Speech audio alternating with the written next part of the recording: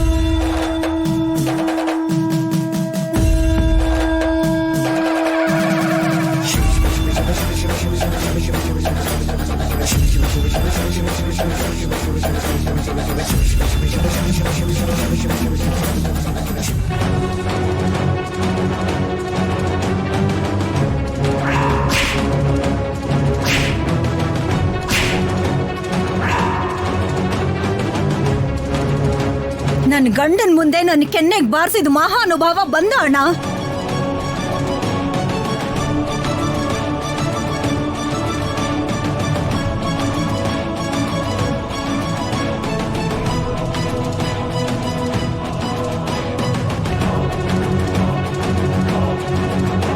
ಏನ್ರಿ ಈಗ ನನ್ನ ತಪ್ಪಿತಸ್ಥ ಅಂತ ಪಂಚಾಯತಿಗೆ ನಿಲ್ಲಿಸ್ತೀರಾ?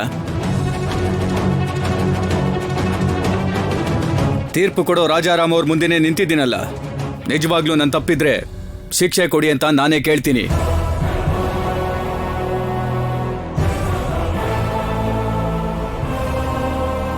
ಹಾಗಾದ್ರೆ ನೀವು ಮಾಡಿದ ಕೆಲಸ ಸರಿ ಅಂತೀರಾ? ನೀನು ಬಾಯಿ ಮುಚ್ತ್ಯಾ? ನಾನು ಅವಾಗ್ಲಿಂದ ಹೇಳ್ತಾನೆ ಇದೀನ್ ಕಣೋ. ಮನೇಲಿ ನಂತರೊಬ್ಬ ಅಳಿಯ ಇಲ್ದೇ ಇದ್ದಿದ್ರೆ ಇಲ್ಲಿ ನೋಡು, ಈ ಹುಡುಗರೆಲ್ಲ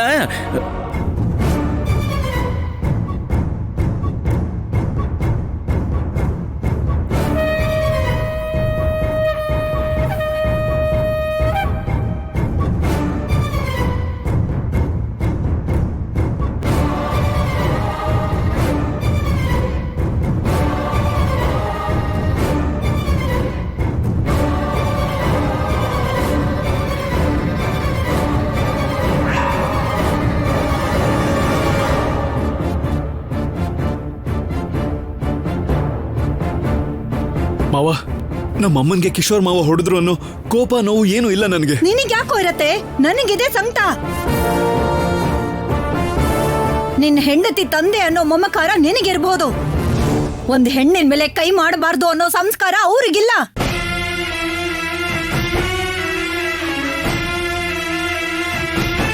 ಏನ್ರಿ ನೋಡಿ, ನಿಮಗ್ ಕೈ ಮುಗಿದ್ ಕೇಳ್ಕೊತೀನಿ.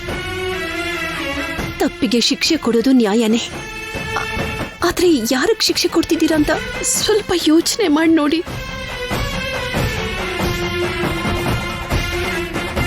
ದೊಡ್ಡವ್ರಿಗೆ ನೀವು ಶಿಕ್ಷೆ ಕೊಟ್ಟಿದ್ದೀರಾ ಅನ್ನೋ ಅಪವಾದ ನಿಮಗ್ ಬರಬಾರ್ದು ರೀ. ಹಾ, ತಂಗಿ ಮೇಲ್ ಕೈ ಮಾಡಿದ್ರು ಅಣ್ಣ ಏನು ಮಾಡ್ಲಿಲ್ಲ ಅನ್ನೋ ಮಾತು ಬರ್ಬೋದಾ ಆತ್ಗೆ? ಪದ್ಮ, ನಿನಗೆ ಅರ್ಥನೇ ಆಗೋಲ್ಲ, ಸುಮ್ನಿರು. ದೊಡ್ಡ ಮನಸ್ಸು ಮಾಡಿ ಸ್ವಲ್ಪ ಯೋಚನೆ ಮಾಡಿ ನೋಡಿ. ಮಾವ, ಬೇಡ ಮಾವ, ನಿಮ್ಗೆ ಹೇಳೋಷ್ಟು ದೊಡ್ಡವನಲ್ಲ. ಕೈ ಮುಗಿದು ಕೇಳ್ಕೊತಾ ಇದ್ದೀನಿ ನಿಮ್ಮನ್ನ.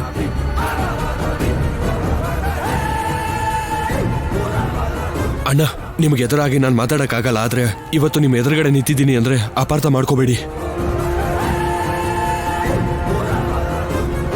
ಶಿವರಾಮ್, ನಂದೇನೂ ತಪ್ಪಿಲ್ಲ ಅಂತ ನನಗೆ ನಂಬಿಕೆ ಇದೆ. ಆದ್ರೂ ಕೂಡ ಅವರು ಹೊಡಿತಾರೆ ಅಂತಂದ್ರೆ ಹೊಡಿಲಿ ಬಿಡು. ಈ ಊರಲ್ಲಿ ಹೀಗೆ ನ್ಯಾಯ ಹೇಳೋದು ಅಂತ ಅಯ್ಯೋ ಅಣ್ಣ, ನೀವಾದ್ರೂ ಸ್ವಲ್ಪ ಹೇಳಿ. ನಾನು ಎಲ್ಗೂ ಹೋಗಲ್ಲ.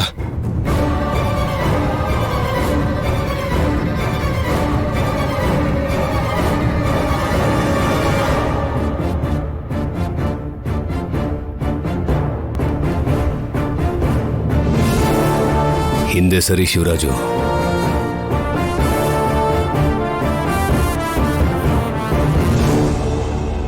ಹಿಂದಕ್ ಸರ್ಕೋ ಅಂತ ಹೇಳ್ದೆ. ಏನ್ರಿ, ನಿಮ್ ಚರ್ಮ ಸುಲ್ಸ್ಕೋಬೇಕು ಅಂತಿದ್ದೀರಾ ಏನು? ಅವ್ರವ್ರ ಪಾಪ ಅವ್ರವ್ರೇ ಅನ್ಭವಿಸ್ಬೇಕ್ರಿ. ಬನ್ನಿ. ನಮ್ಮ ಅಣ್ಣ ಕಿಶೋರ್ ಅಣ್ಣನ ಹೊಡೆಯೋದು ಪಾಪ ಅಲ್ಲ ಅಂದ್ಮೇಲೆ ನಾನು ಅಡ್ಡವಾಗಿ ನಿಂತ್ಕೊಳ್ಳೋದು ಪಾಪ ಹೇಗಾಗತ್ತೆ? ತಪ್ಪಂತೂ ಆಗತ್ತೆ ಶಿವರಾಜು. ಎಷ್ಟೇ ಕೋಪ ಇದ್ರೂ ಸರಿ, ಒಂದು ಹೆಂಗಸಿನ ಮೇಲೆ ಕೈ ಮಾಡೋದು ನನ್ನ ದೃಷ್ಟಿಲಿ ತಪ್ಪೇ.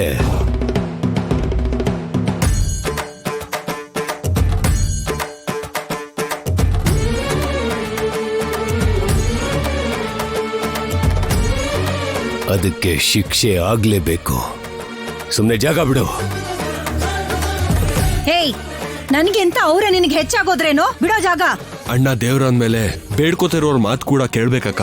ಭಕ್ತರ ಮೇಲೆ ದಾಳಿ ಮಾಡುವಂತ ದೇವ್ರು ಇದನ್ನೋ ಇಲ್ವೋ ಅಂತ ನಾನು ನೋಡ್ಬೇಕಕ್ಕ. ಬೇಡಪ್ಪ, ಬೇಡ. ತ್ಯಾಗದ ಹೆಸರಿನಲ್ಲಿ ಒಬ್ರಿಗೊಬ್ರು ಶಿಕ್ಷೆ ಅನುಭವಿಸ್ಬೇಡಿ.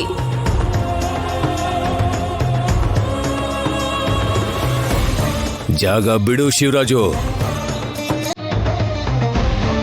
ನೀವು ಪಕ್ಕ ಬಂದ್ರೆ. ಅಯ್ಯೋ ಪಾರ್ವತಿ, ಶಿವರಾಜ್.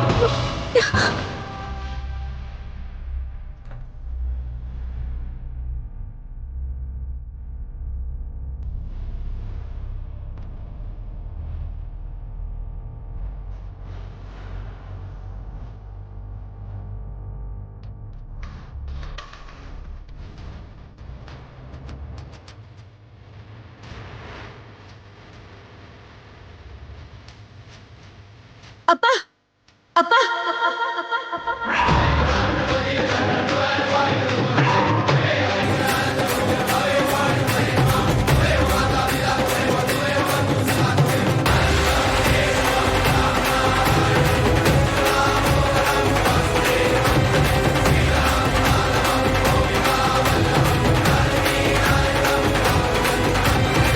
ರಾಜಿ, ಏನ್ ಮಾಡ್ತಿದ್ಯಾ? ನಮ್ಮಪ್ಪ ಹೊಡಿಬಾರ್ದು ಆದ್ಯಾ.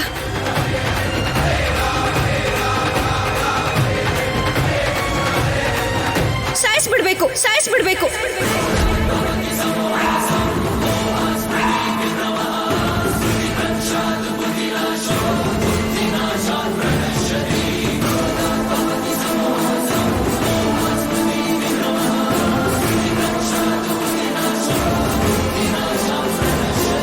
ರಾಜಿ, ಹೌದು ಅಪ್ಪ. ಅತ್ತೆ ಮೇಲೆ ಚಿಕ್ಕಪ್ಪ ಕೈ ಮಾಡಿದರೆ ಅನ್ನೋ ಕೋಪದಲ್ಲಿ ನೀವು ಹೊಡೆದ್ರೆ ಸಾಕಾಗಲ್ಲ ಅಪ್ಪ. ಕೋಪ ಹೋಗ್ಬೇಕು ಅಂದ್ರೆ ಪ್ರಾಣ ತೆಗೆಯೋದೇ ಸರಿ.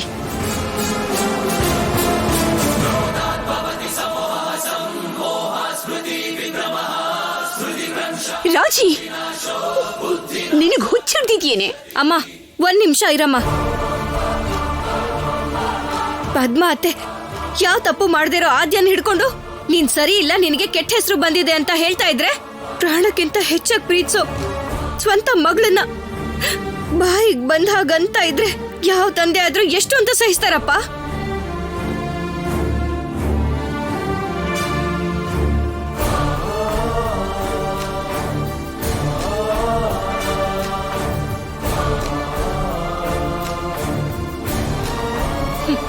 ನೀನ್ ಆದ್ಯನ ಅಮೆರಿಕದಿಂದ ಕರ್ಕೊಂಡ್ ಬಂದು ಕಣ್ ರೆಪ್ಪೆ ಹಾಗೆ ನೋಡ್ಕೊಳ್ತಿರ್ಬೋದು ಅಮ್ಮ. ಆದ್ರೆ ಆದ್ಯ ಜೀವನನೇ ಮಾಡ್ದಿರೋ ಹಾಗೆ ಮಾಡ್ಬೇಕು ಅಂತ ಪದ್ಮ ಅತ್ತೆ ಎಷ್ಟು ಸಲ ಎಷ್ಟು ರೀತಿನಲ್ಲಿ ಟ್ರೈ ಮಾಡಿದಾರೋ ಅದ್ ನಿಮಗ್ ಗೊತ್ತಿದೆ ಅಲ್ವಾ?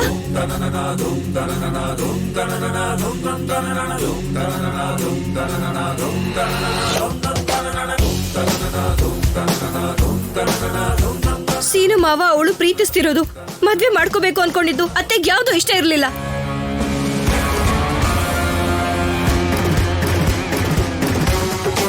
ಮಾವ ಆದ್ಯ ಒಬ್ರನ್ನೊಬ್ರು ಅರ್ಥ ಮಾಡ್ಕೊಳ್ತಿರುವಾಗ ಅಪಾರ್ಥ ಮಾಡ್ಕೊಂಡು ಬಾಯಿಗೆ ಬಂದ ಹಾಗೆ ಮಾತಾಡಿದ್ರೆ ಚಿಕ್ಕಪ್ಪ ಏನು ಯಾರೇ ಆದ್ರೂ ಹೊಡಿತಾರೆ.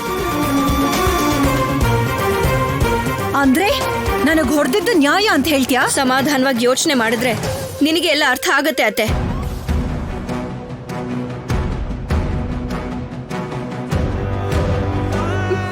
ಈ ಮನೆಗೋಸ್ಕರ ಆದ್ಯ ಏನೆಲ್ಲ ಮಾಡಿದಳೋ ಅದನ್ನೆಲ್ಲ ಮರ್ತು ಹೋಗಿರೋರ್ಗೆ ಎಷ್ಟು ಹೇಳಿದ್ರು ಸಾಲಲ್ಲ.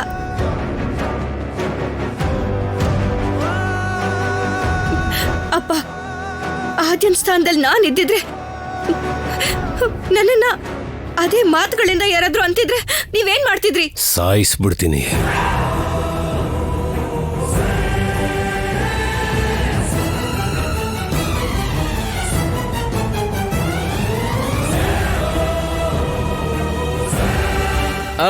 ಅಂದ್ರೆ ನಿಮ್ ತಂಗಿನೂ ಹಾಗೆ ಮಾಡ್ತೀರಾ ಭಾವನವ್ರೆ? ಏನಮ್ಮ ಕೇಳಿಸ್ಕೊಂಡ್ಯಾ? ಕಿವಿಯಲ್ಲಿ ಹತ್ತಿಗೀತಿ ಏನಾದ್ರು ಇಟ್ಕೊಂಡಿದ್ರೆ ಅದನ್ನ ಕಿತ್ತಾಕ್ಬಿಟ್ಟು ಇವ್ರು ಹೇಳದ್ನ ಕೇಳು.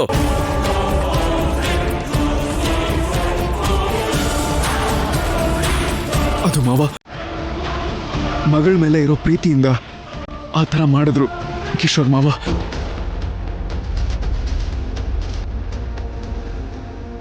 ನಿಜವಾಗ್ಲೂ ತಪ್ಪಾಗಿದ್ದಿದೆ. ನಮ್ಮಮ್ಮಂಗೆ ಹೇಗೋ ಹೊಡಿತೀಯ ಅಂತ ನಾನು ಎದುರಾಗ್ತಿರ್ಲಿಲ್ವಾ?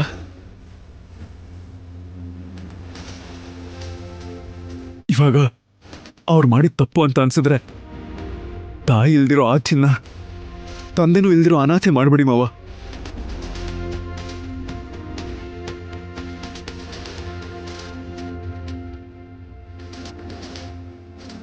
ನಮ್ಮ ಕುಟುಂಬಕ್ಕೋಸ್ಕರ ಇಷ್ಟೊಂದು ಮಾಡಿರೋ ಆದಿಂಗೂ ಕೂಡ ನಾವು ಏನಾದರೂ ವಾಪಸ್ ಕೊಡ್ಲೇಬೇಕಲ್ವಾ?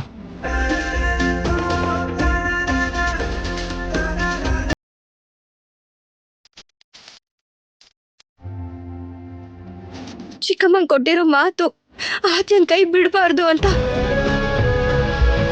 ಚಿಕ್ಕಪ್ಪ ಅವಳ ಕೈ ಹಿಡ್ಕೊಂಡು ಅಮೆರಿಕ ಕರ್ಕೊಂಡು ಹೋಗಿ ಅವ್ರಮ್ಮ ಕೊಟ್ಟಿರೋ ಮಾತನ್ನ ತಪ್ಪಿಸ್ದೇ ಇರೋ ಹಾಗಾರು ನೋಡ್ಕೊಳ್ತಾರಲ್ವಾ ಅಪ್ಪ.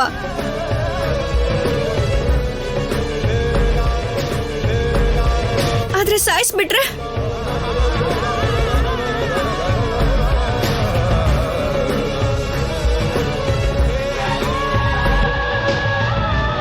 ಜಾನಕಿ ತಂಗಿ ಸಂಧ್ಯಾ ಮುಖನ ಈ ಜನ್ಮದಲ್ಲಿ ನೋಡಬಾರ್ದು ಅಂತ ಅನ್ಕೊಂಡಿದ್ನಮ್ಮ.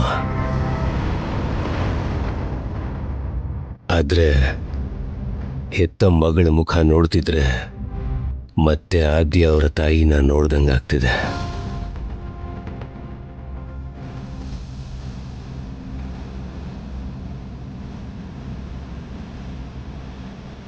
ತಪ್ಪು ಯಾವುದು ಸರಿ ಯಾವುದು ಗೊತ್ತಾಗ್ತಿಲ್ಲಮ್ಮ.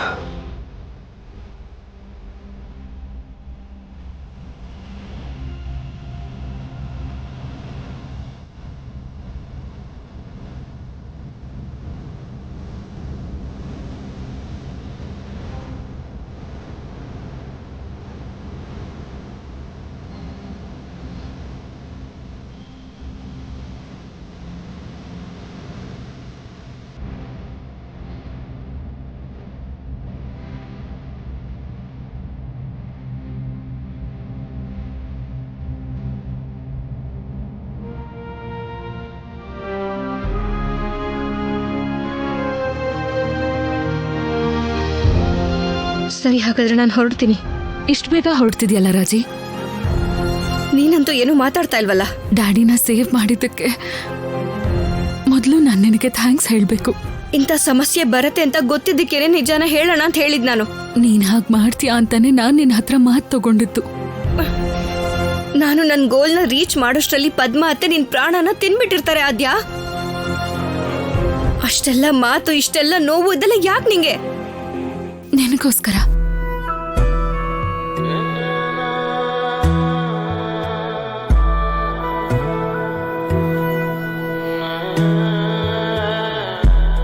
ನನ್ನಮ್ಮ ಸ್ಟಾರ್ ಹಾಕಿ ಪ್ಲೇಯರ್ ಆಗ್ಬೇಕು ಅಂತ ಕನ್ಸ್ಕೊಂಡ್ರು. ಆದ್ರೆ ನೆರವೇರ್ಲಿಲ್ಲ ಅದು. ಅವರ ಗುರಿ ಹಠ ನಿನಗ್ ಬಂದಿದೆ. ನಿನ್ನ ನೋಡ್ತಿದ್ರೆ ನನ್ನಮ್ಮ ಹೀಗೆ ಹಾಕಿ ಆಡ್ತಿದ್ರೇನೋ ಅಂತ ಅನ್ಸುತ್ತೆ. ನೀನ್ ಲೈಫಲ್ಲಿ ಸೆಟಲ್ ಆದ್ರೆ ದೊಡ್ಡಮ್ಮ ಕೂಡ ಮತ್ತೆ ಅವ್ರ ತಂಗಿನ ನೋಡ್ದಷ್ಟೇ ಖುಷಿ ಪಡ್ತಾರೆ ಅಲ್ವಾ? ಹಾಗೆ ಅಂತ ಸುಮ್ನೆ ಎಲ್ರ ಹತ್ರ ಮಾತು ಕೇಳ್ಕೊಂಡು ಸೀನು ಮಾವನ್ ಜೊತೆ ಸಂತೋಷವಾಗಿರಕ್ಕಾಗ್ದೆ ಈ ತರ ಕಷ್ಟಪಟ್ರೆ ನನ್ ಸ್ವಾರ್ಥ ನಾನ್ ನೋಡ್ಕೋಬೇಕಾ? ಅಷ್ಟಕ್ಕೂ ಇದು ಕರೆಕ್ಟ್ ಅಲ್ವೇ ಅಲ್ಲ. ನಾನು ಇವಾಗ್ಲೇ ಹೋಗಿ ಎಲ್ರಿಗೂ ನಿಜ ಹೇಳ್ಬಿಡ್ತೀನಿ. ರಾಜಿ, ನೀನ್ ನಿಜ ಹೊರಗೆ ಹೇಳಿದ್ರೆ ನನ್ ಸಾವನ್ನ ನೋಡ್ತೀಯ.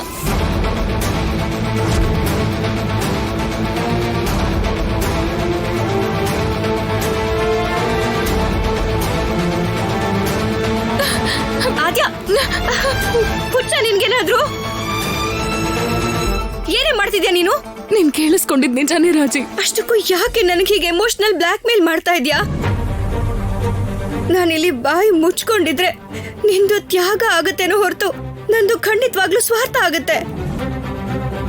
ನನಗ್ ಒಳ್ಳೇದಾಗದೆ ಇದ್ರೂ ಪರವಾಗಿಲ್ಲ, ನಿನಗ್ ಮಾತ್ರ ಅನ್ಯಾಯ ಆಗ್ಬಾರ್ದು. ಆದ್ರೆ ನಿನಗೆ ಅರ್ಥ ಆಗ್ತಾ ಇಲ್ಲ. ಆದ್ಯ ಒಂದ್ ಹೇಳ್ತಾ ಇದ್ದೀನಿ, ಸರಿಯಾಗಿ ನೆನ್ಪಿಟ್ಕೋ. ನೀನ್ ಮಾಡಿರೋ ತ್ಯಾಗ ಸಾಲ್ದು ಅಂತ ನಿನ್ ಪ್ರಾಣ ಕೂಡ ಬಲಿ ಕೊಡೋದಕ್ಕೆ ಅಂತ ಬಂದ್ರೆ ಆ ನಿಜನ ಆವಾಗ್ಲೇ ಆಚೆ ಹಾಕ್ಬಿಡ್ತೀನಿ.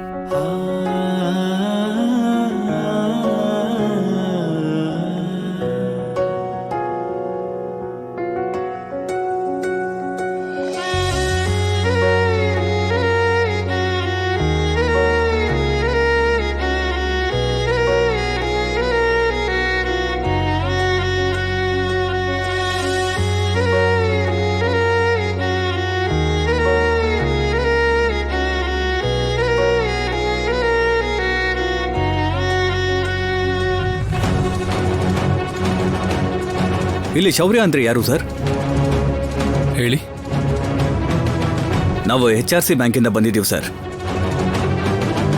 ಏನು ಮತ್ತೆ ಲೋನ್ಗೆ ಅಪ್ಲೈ ಮಾಡಿದ್ಯಾ? ನೀವ್ ಅಪ್ಲಿಕೇಶನ್ ಬೆಂಕಿಗೆ ಹಾಕಿದ್ರು ಇವರು ಲೋನ್ ಅಪ್ಲೈ ಮಾಡೋದ್ ನಿಲ್ಸಲ್ಲ ಅನ್ಸತ್ತೆ ಅತ್ತೆ. ಲೋನ್ ಅಪ್ಲೈ ಮಾಡಿದೀನಿ ಅಂತ ಯಾರು ಹೇಳಿದ್ರು? ಮತ್ತೆ ಇವ್ರು ಯಾಕೆ ಬಂದಿದ್ದಾರೆ? ಅದನ್ನು ಹೇಳ್ಬೇಕಾಗಿರೋದು ಅವರಲ್ವಾ? ನೀವು ಹೇಳಿ ಸರ್. ಶೌರ್ಯ ಫ್ರೆಂಡ್ ಆಕಾಶ್ ನಮ್ಮ ಬ್ಯಾಂಕಲ್ಲಿ ಲೋನ್ ತಗೊಂಡಿದ್ರು. ಹೌದು, ತಗೊಂಡಿದ್ದಾನೆ. ಅದು ಗೊತ್ತಿರೋ ವಿಷಯನೇ ಅಲ್ವಾ? ಆಕಾಶ್ ಕೆಲವು ತಿಂಗಳಿಂದ EMIನ ಕಟ್ತಾನೇ ಇಲ್ಲ, ಕಾಲ್ಸನ್ನ ರಿಸೀವ್ ಮಾಡ್ತಾ ಇಲ್ಲ. ಅವ್ರ ಅಡ್ರೆಸ್ಸಿಗೆ ಹೋದ್ರೆ ಓನರಿಂದ ಅಬ್ಸ್ಕಾಂಡಿಂಗ್ ಅಂತ ಗೊತ್ತಾಯ್ತು.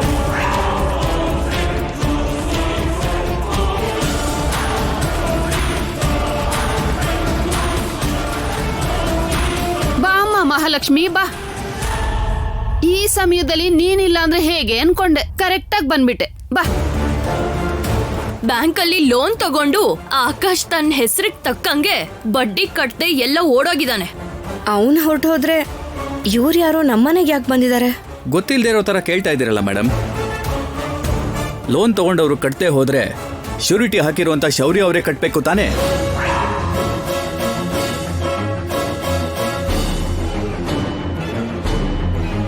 ಶ್ಯೂರಿಟಿನಾ?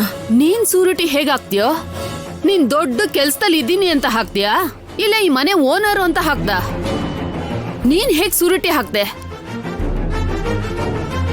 ಬರೋ ಸಂಬಳ ಮನೆ ಖರ್ಚಿಗೆ ಸಾಕಾಗೋದಿಲ್ಲ, ಹೋಗಿ ಸ್ನೇಹಿತರಿಗೆ ಸೂರಿಟಿ ಕೊಟ್ನಂತೆ.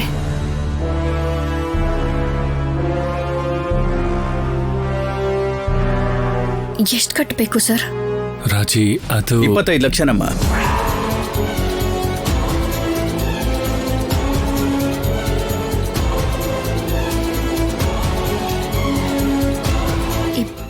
ಲಕ್ಷನಾ?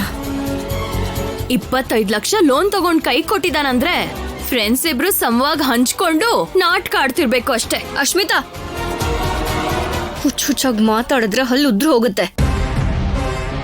ಏನ್ ನಡೀತು ಅಂತ ಮೊದ್ಲು ತಿಳ್ಕೊಂಡ್ ಮಾತಾಡು. ಕಾಣಿಸ್ತಾ ಇದೆಯಲ್ಲ, ಮನೆಯವ್ರ ಹತ್ರ ಕೆಲ್ಸ ಆಗ್ಲಿಲ್ಲ ಅಂತ ಫ್ರೆಂಡ್ಸ್ ಜೊತೆ ಸೇರ್ಕೊಂಡು ಸ್ಕ್ಯಾಮ್ ಮಾಡಿದಾನೆ. ಅಶ್ಮಿತಾ, ಅಷ್ಟಕ್ಕೂ ಬಾಯ್ಗ್ ಬಂದ ಹಾಗೆ ಮಾತಾಡ್ಬೇಡ.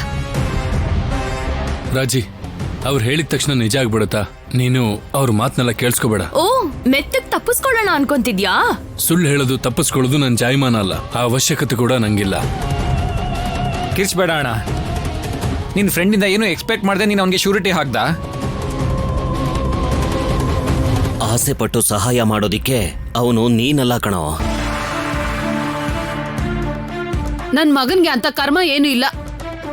25 ಲಕ್ಷ ಅಂದ್ರೆ ಸುಮ್ನೆನಾ? ಹಿಂದೆ ಮುಂದೆ ಯೋಚನೆ ಮಾಡ್ದೆ ಹೇಳಿದ ತಕ್ಷಣ ಸೈನ್ ಮಾಡ್ಬಿಡ್ತಾರಾ? ಪ್ರಮೀಳಾ, ಶೌರ್ಯ ನಿನ್ ಹೊಟ್ಟೆಲಿ ಹುಟ್ಟೇ ಇರ್ಬೋದು, ಆದ್ರೆ ಅವನು ನಾನ್ ಜನ್ಮ ಕೊಟ್ಟ ಮಗ. ಯಾವಾಗ್ಲೂ ಅವನು ವಿರುದ್ಧವಾಗಿ ಮಾತಾಡ್ಬೇಡ. ಈ ತರ ಏನಾದ್ರೂ ಸಮಸ್ಯೆ ಬಂದಾಗ ಸ್ವಲ್ಪ ಯೋಚನೆ ಮಾಡಿ ಮಾತಾಡೋದನ್ನ ಕಲಿ. ಯೋಚನೆ ಮಾಡೋದಕ್ಕೆ ಏನಿಲ್ಲ. ಬ್ಯಾಂಕ್ನವ್ರು ಬಂದು ಲೋನ್ ಕಟ್ಟಿ ಅಂತ ಹೇಳ್ತಿದಾರಲ್ಲ, ಅವ್ರಿಗೇನ್ ಉತ್ತರ ಹೇಳ್ತಿರೋ ಹೇಳ್ರಿ. ನಾವೇ ಹೇಳ್ತೀವಿ ಮೇಡಮ್, 1 ವಾರದೊಳಗೆ 25 ಲಕ್ಷ ಕಟ್ಟಬೇಕು.